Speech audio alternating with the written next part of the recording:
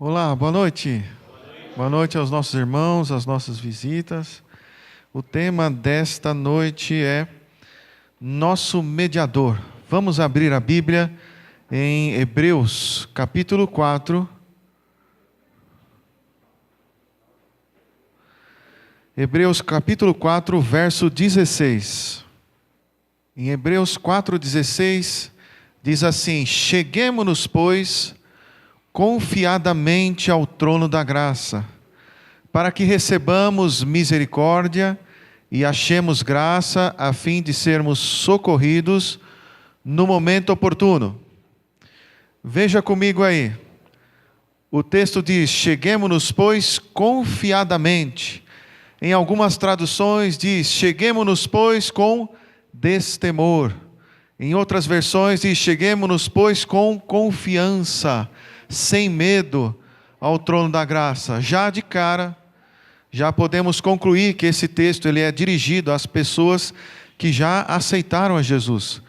Porque quem não aceitou a Jesus, quem ainda não foi justificado, perdoado, não pode chegar à presença de Deus com confiança. Exemplo disso é Adão e Eva, que fugiram da presença de Deus. Para nós entendermos bem Hebreus 4,16, temos que recorrer ao santuário terrestre. Olha a figura aí, veja, do lado de fora, ali havia um local onde se fazia o sacrifício de cordeiros, ali da parte externa do pátio, ali do santuário. Por que se sacrificava cordeiro? Porque a Bíblia diz que o salário do pecado é o quê? É a morte. Notem que sem derramamento de sangue não há perdão, diz Hebreus 9:22. Ainda não tinha chegado o momento de Jesus vir a esta terra e morrer em nosso lugar. Então ele estabeleceu um plano provisório de sacrifício de cordeiros.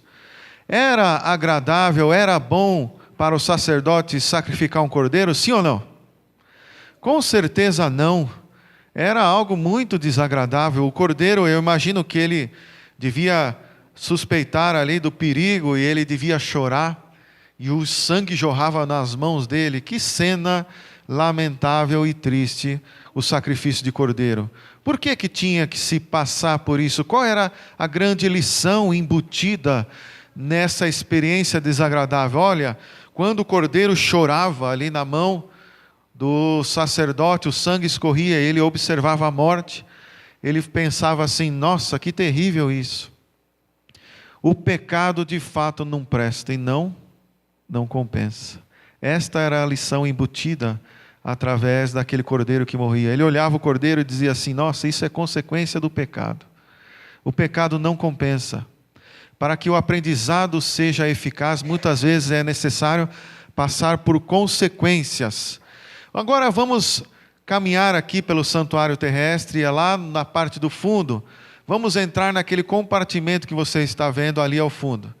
Ao nós entrarmos ali dentro, a primeira coisa que nós podemos observar é dois compartimentos separados por uma cortina. O primeiro compartimento se chamava Santo e o segundo compartimento Santíssimo. Agora vamos observar aqui os utensílios que há no santuário. Ali nós podemos ver um candelabro.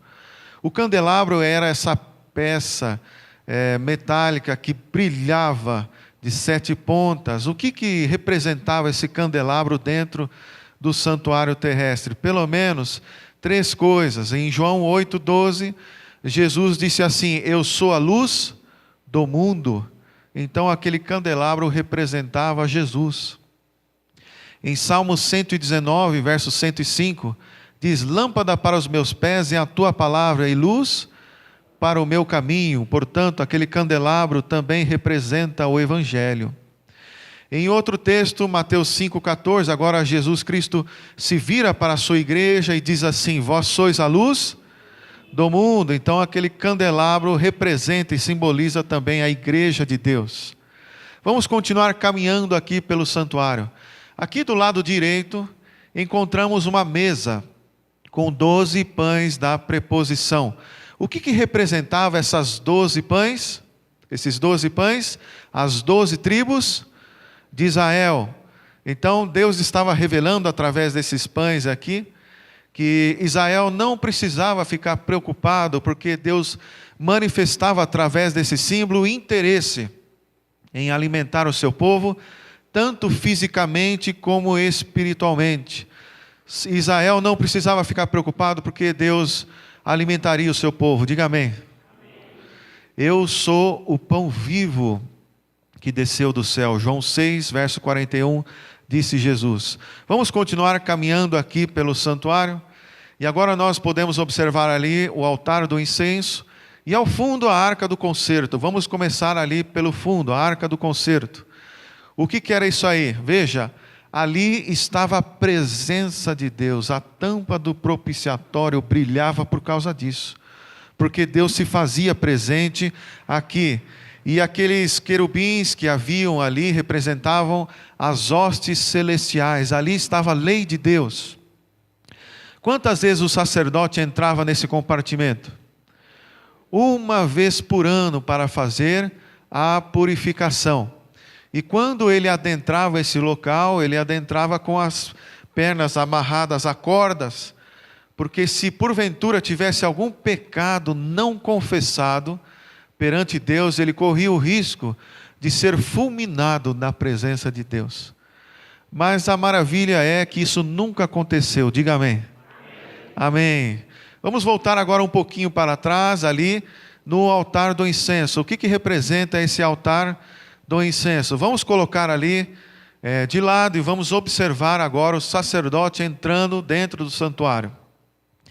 Ele está carregando na mão um incensário. E ele coloca o incenso em contato com a brasa. E essa brasa faz nascer ali uma fumaça. E essa fumaça representa o quê? As orações dos santos. Então, 2 vezes por dia ele fazia esse trabalho. Uma vez pela manhã e a outra vez por volta das 3 horas da tarde. Quando ele fazia esse trabalho, todo Israel do lado de fora ficava em espírito de oração, pedindo o perdão dos seus pecados. Veja comigo que essa fumaça representa as orações dos santos. Então, observe aqui comigo que a fumaça subia e a cortina que separava o primeiro compartimento do segundo compartimento não subia até o teto. Então, aquela fumaça subia e invadia o segundo compartimento. Essa cortina representa uma barreira, a barreira que temos entre nós e Deus, a barreira do pecado que impede nós de chegarmos à presença de Deus. Mas através daquela fumaça que representava as orações dos santos, que subia e invadia o segundo compartimento, representava que, através da oração, nós podemos chegar à presença de Deus. Amém. Veja, um dia desses aí, o sacerdote pegou o cordeirinho e foi fazer o seu sacrifício rotineiro, mas algo estranho aconteceu. O cordeiro escapou da mão dele, saiu correndo. O sacerdote tentou pegar ele, mas não conseguiu. E ele não fez o sacrifício naquele dia. Por quê? O que estava acontecendo naquele momento lá? Abra sua Bíblia em Mateus, capítulo 27, dos versos 50 a 51. Lá diz: de novo bradou Jesus com grande voz, e entregou o Espírito. E eis que o véu do santuário se rasgou em 2, de alto a baixo, e a terra tremeu, e as pedras se fenderam. Olha só comigo. Então, aquele véu que fazia a separação dos compartimentos dentro do santuário, diz a Bíblia que ao Jesus morrer, rasgou de alto a baixo. O que representa esse rasgar do véu para o cristianismo? Significa que agora o caminho ao trono da graça ficou exposto. Aquela cortina que fazia a separação entre homem e Deus, agora rasga e fica exposto. E aqui caduca o sistema levítico de sacerdote, de sacrifício de cordeiros. Então aquele cordeiro animal foi substituído pelo sacrifício definitivo de Jesus. Em João capítulo 1, verso 29, João diz acerca de Jesus: eis o Cordeiro de Deus que tira o pecado do mundo. O cordeiro animal agora é substituído pelo Cordeiro Cristo. E o sacerdote humano que fazia esse trabalho todos os dias no santuário terrestre ficou desempregado. Porque agora Jesus assumiu como sumo sacerdote, não no santuário terrestre, mas no santuário celeste, para ser o nosso mediador. Diga amém. Amém por isso. Olha só, agora Hebreus capítulo 6, dos versos 19 a 20 diz: o qual temos como âncora da alma segura e firme, e que penetra até o interior do véu, aonde Jesus, como precursor, entrou por nós, feito sacerdote para sempre, segundo a ordem de Melquisedeque. A Bíblia diz então que Cristo penetrou no interior do véu como precursor. O que quer dizer precursor? Quer dizer aquele que vem antes. Notem comigo, a cortina estava rasgada, mas era necessário inaugurar o caminho. E como é que isso aconteceu? Como que Jesus inaugurou o trabalho no santuário celeste? Naquela manhã de domingo, quando Cristo ressuscitou, Maria foi ter com Jesus, e Jesus disse assim: olha Maria, não me toque, porque ainda não subi para o meu Pai. Eu vou subir para o meu Pai, e depois eu volto e você avisa os meus discípulos que eu me encontro com eles na Galileia. E aí, amigo, na velocidade da luz, Cristo comparece perante o seu Pai e pede para que o seu sacrifício seja aceito. E aí o Pai diz assim: o seu sacrifício foi aceito. E eu me imagino que nesse momento os anjos de Deus cantaram glória a Deus nas alturas. E assim ele penetrou no interior do véu e inaugurou o santuário celeste. Jesus vai ao céu e pede a aceitação do seu sacrifício junto ao Pai. O sacrifício é aceito e ele retorna e fica mais 40 dias com os seus discípulos. Hebreus 4,14 diz: tendo portanto um grande sumo sacerdote, Jesus, Filho de Deus, que penetrou os céus, retenhamos firmemente a nossa confissão. Veja, em Hebreus 6, 19 a 20, na segunda parte diz assim que Cristo penetrou no interior do véu como precursor, feito sacerdote para sempre, segundo a ordem de Melquisedeque. Veja, Jesus inaugurou um novo sistema de sacerdote segundo Melquisedeque, e não mais como Levi, como era antigamente. Veja, quem eram os sacerdotes no Antigo Testamento? Eram os primogênitos, lembram disso? Ocorre que os primogênitos pisaram na bola com Deus. Veja, em Êxodo capítulo 32, foi feito um bezerro de ouro, e aí os primogênitos se curvaram diante, por idolatria, aquele bezerro de ouro. E aí, nesta ocasião, houve uma tribo que se recusou a se curvar a esse bezerro de ouro. Qual era essa tribo? A tribo de Levi, exatamente. E aí então Deus toma uma decisão. Agora, a partir de hoje, os primogênitos não serão mais os sacerdotes, agora serão os levitas. Então, desde esse momento aqui, todo sacerdote era levita, embora nem todo levita fosse sacerdote. Quando Cristo disse está consumado, caducou o sistema sacerdotal de Levi, e Jesus inaugurou um novo sistema de sacerdotes segundo Melquisedeque. A pergunta é: quem foi Melquisedeque? Nós encontramos em Hebreus 7, dos versos 1 a 5 assim. Porque, alguém pode ler aí para mim na Bíblia? Não, achei aqui. Porque esse Melquisedeque, rei de Salém, sacerdote do Deus Altíssimo, que saiu ao encontro de Abraão, quando este regressava da matança dos reis, e o abençoou, a quem também Abraão separou o dízimo de tudo, sendo primeiramente por interpretação do seu nome, rei de justiça, e também rei de Salém, que é rei de paz, sem pai, sem mãe, sem genealogia, não tendo princípio de dias, nem fim de vida, mas feito semelhante ao Filho de Deus. Permanece sacerdote para sempre. Considerai, pois, quão grande era esse, a quem até o patriarca Abraão deu o dízimo dentre os melhores despojos. E os que dentre os filhos de Levi recebem o sacerdócio, têm ordem, segundo a lei, de tomar os dízimos do povo, isto é, de seus irmãos, ainda que esses também tenham saído dos lombos de Abraão. Então, Melquisedeque, ele era uma pessoa real e leal a Deus, ele era um sacerdote rei.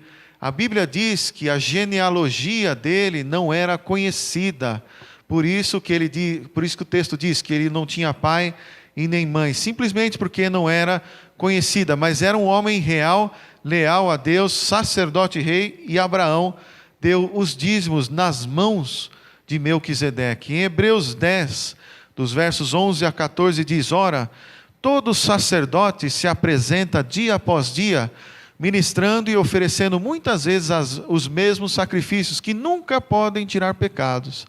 Mas este, havendo oferecido um único sacrifício pelos pecados, assentou-se para sempre à direita de Deus, daí por diante, esperando que até que os seus inimigos sejam postos por escabelo de seus pés.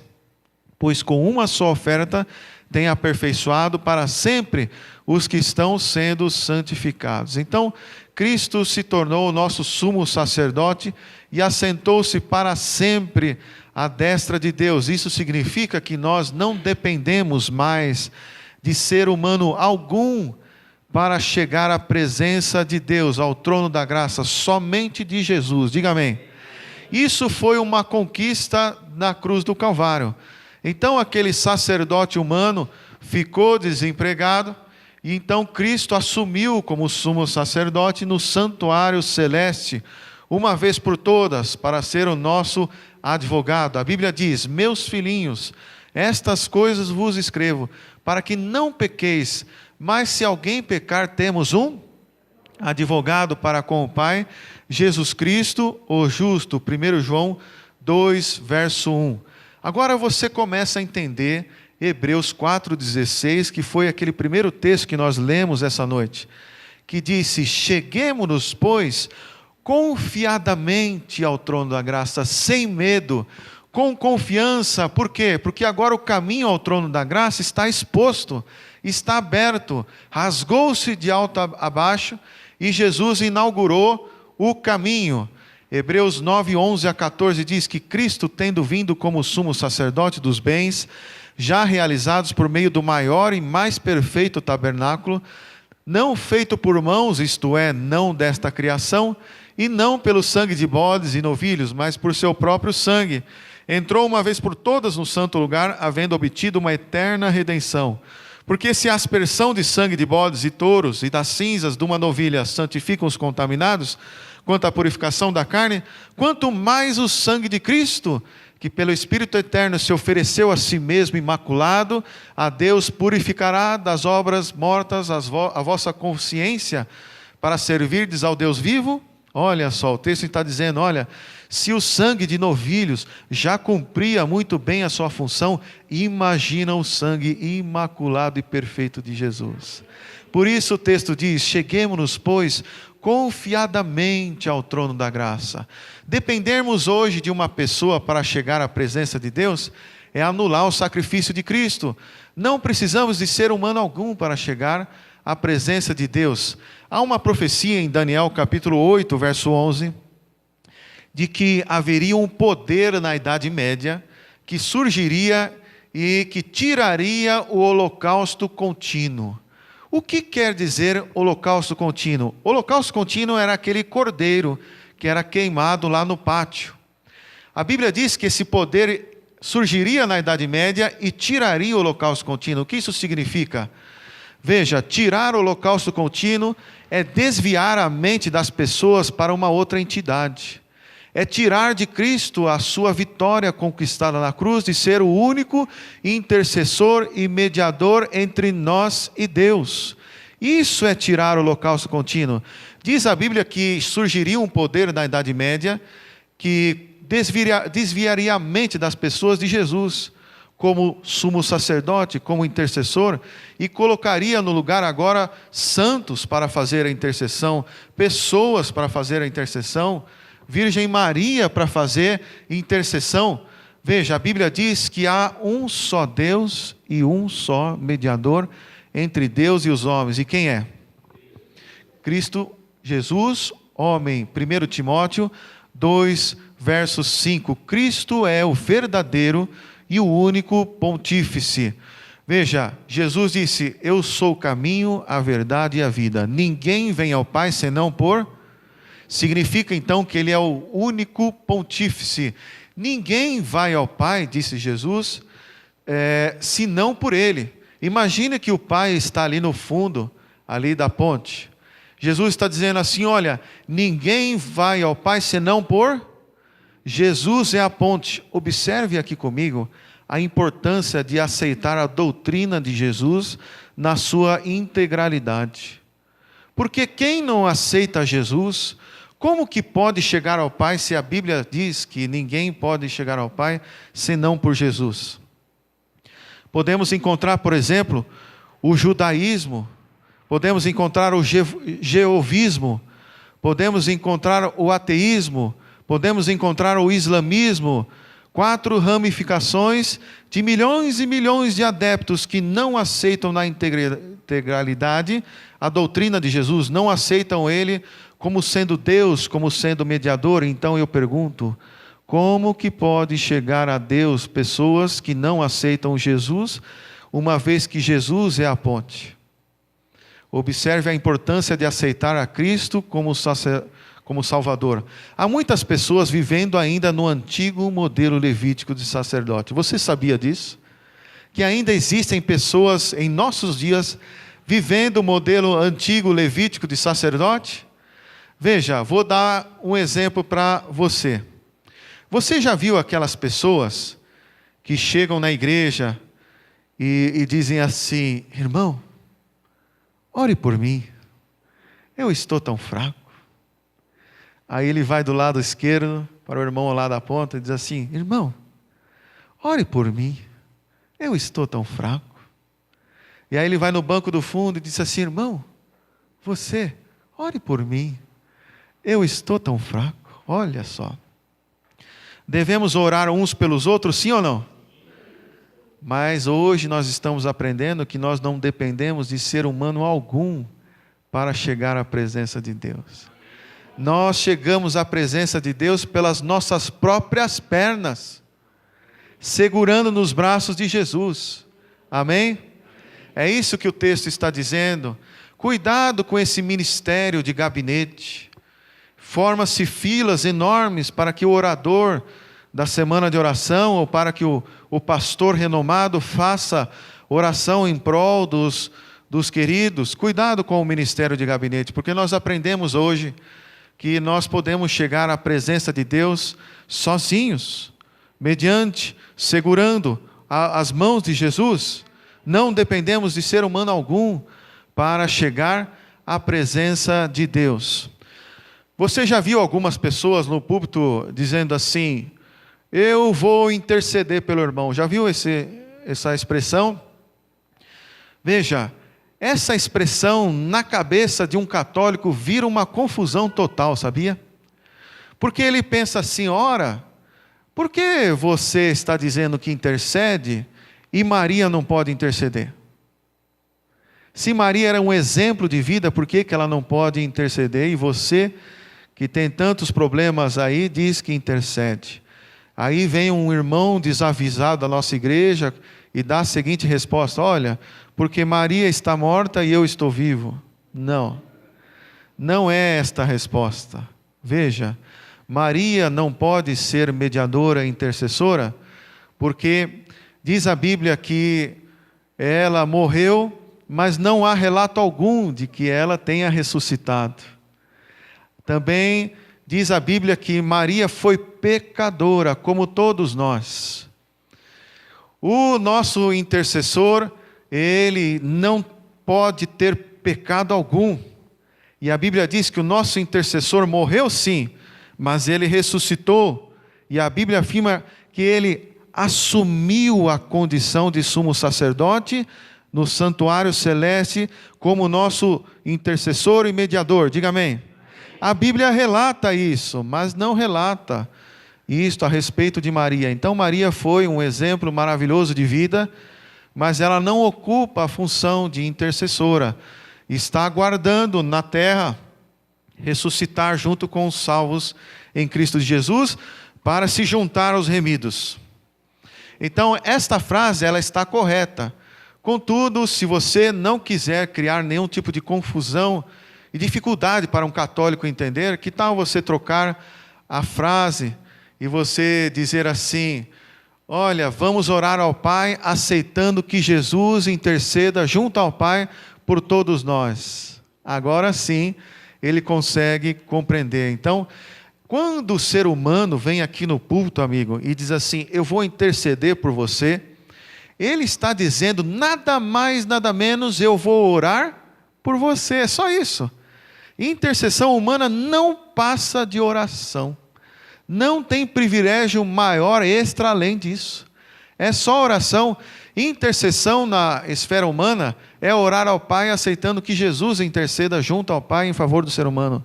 Agora, intercessão divina, que é o de Cristo, é diferente. É além do simples pedir.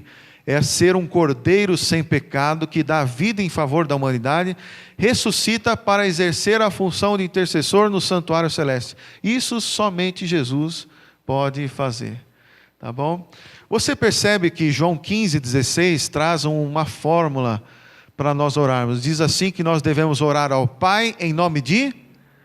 Orar ao Pai em nome de... Amigo, isso é um modelo de oração para ser seguido. Tem pessoas que vão orar e oram assim: querido Jesus, está certo? Não, está errado. A Bíblia diz orar ao Pai em nome de... Tem pessoas que oram assim: Pai querido, venho em tua presença. Como? Por mais santificado, justificado que você esteja, você não tem cacife para estar à presença de Deus. Então, como deve ser a sua oração? Deve ser assim: Pai querido, em nome de Jesus, venha em tua presença. Agora sim. Agora você pode chegar à presença de Deus, porque ninguém vem ao Pai senão por mim, por Jesus. Orar ao Pai em nome de Jesus. Esse é um modelo de oração a ser seguida. Mencionar em nome de Jesus é confessar que você aceitou o seu perdão. Por esta razão é que muita oração traz muito poder, pois nós entregamos o nosso coração. A oração é muito parecida com um telefonema. Eu me lembro que quando eu me casei, eu fui para Santa Catarina em lua de mel, e minha mãe aqui em São Paulo, em Santo André, e eu quis telefonar no orelhão para minha mãe. Se eu discasse o número direto da casa da minha mãe, eu conseguiria falar com ela? Não. Como que eu tinha que fazer? Eu tinha que discar 0, operadora 11 e depois o número da minha casa. Aí sim eu conseguia falar com a minha mãe. A oração é igual. Para nós falarmos com o Pai, nós temos que passar pelo 0, operadora 11, que é o nome de Jesus. Pai querido, em nome de Jesus, o nome de Jesus me coloca em conexão com o Pai, em linha direta. Diga amém. Maravilha isso aí. Vivemos hoje no reino da graça, mas quando vier o reino da glória, aí sim nós falaremos com Ele como? Face a face. Hoje nós temos que seguir esse modelo aqui, mas em breve, quando Jesus voltar, nós falaremos com Ele face a face. A segunda parte de Hebreus 4,16 diz assim: cheguemos-nos, pois, confiadamente ao trono da graça, para que recebamos misericórdia e graça, a fim de sermos socorridos no momento oportuno. Eu pergunto, qual é o momento oportuno? A vitória vem antes ou depois da tentação? O que você acha? A vitória vem antes ou depois da tentação? Amigo, olha o texto: vigiai e orai, para que não entreis em tentação. Significa que a vitória vem antes da tentação. Não há vitória, a vitória está na comunhão com Deus. Vigiai e orai para que não entreis em tentação, para que a tentação nem chegue na tua vida. Então a vitória não vem depois da tentação. Depois da tentação você se apodera sim de uma vitória, mas que ela foi conquistada antes, quando você estava de joelho, orando e buscando poder na fonte que é Jesus. Então a vitória vem antes da tentação. Veja que Daniel diz que 3 vezes por dia ele se punha de joelhos e orava como antes costumava fazer. Ele não esperava vir a tentação para orar e buscar socorro, não. Ele estava em constante oração diariamente, 3 vezes por dia, porque ele sabia que a vitória vem antes da tentação. Orar só na hora da tentação, o homem corre o risco de atribuir a vitória a si mesmo, não é verdade? Veja, mais um conceito aqui. A vitória não está quando Jesus voltar. A vitória está quando Jesus vem no meu coração. Quando eu aceito Ele, eu já passo a andar em vitória. Diga amém. Significa, portanto, que o cristão não está procurando vitória. Ele caminha e anda em vitória. Maravilha! Como deve ser a vida de um cristão que anda em vitória? Será que é uma vida de cabeça baixa, triste, amargurada? Não. É uma vida, com certeza, amigo, uma vida de alegria em Cristo Jesus, porque Ele nos remiu, Ele nos abençoou, Ele nos capacitou para o seu reino. Amém?